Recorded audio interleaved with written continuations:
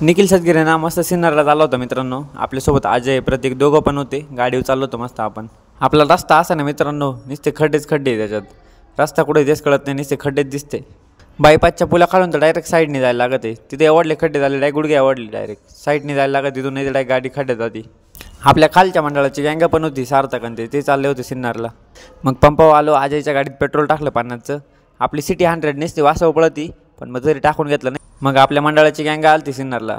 रमेश भाऊ, संतोष, उम्या सगळे सिन्नरला आलते आज. तुम्ही म्हणशाल सगळे सिन्नरला करताय काय आज? थांबा सांगतो थांबा.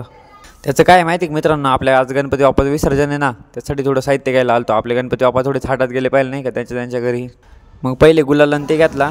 मग भाजी घ्यायला आलो. गणपती बाप्पाच्या ती भाजी लागते ना, मग ती घ्यायला आलतो. मग भाजी घेतल्यानंतर मग ते फुलं घ्यायला आलतो. मग फुलं ना हारण ते घेतले सगळे.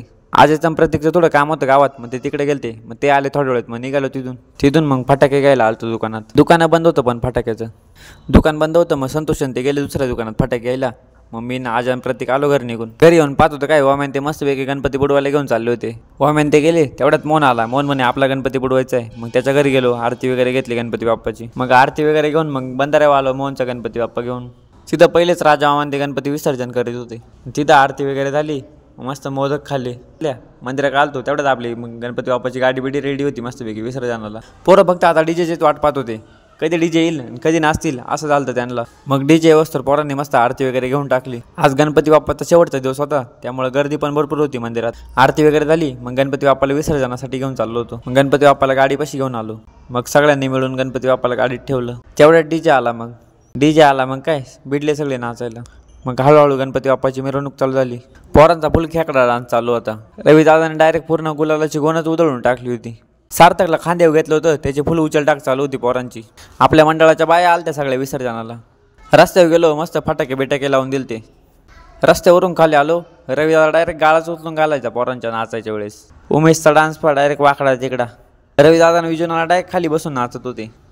मग शेवटी बंधाऱ्यापाशी आलो. एक गुलालाची गोण बाकी होती, तेवढी दिली उधळून. मी खाली आलो. मग गणपती बाप्पाची आरती वगैरे झाली. आरती वगैरे संपली. मग फटाके फोडले. मग शेवटचं सगळ्यांनी एकदा दर्शन घेऊन टाकलं. मग घरी आलो, आंघोळ विंघोळ केली. तिथून मग परत मंदिरात आलो. मग आरती वगैरे घेतली गणपती बाप्पाची शेवटची. मग नंतर प्रसाद वाटायला सुरुवात केली.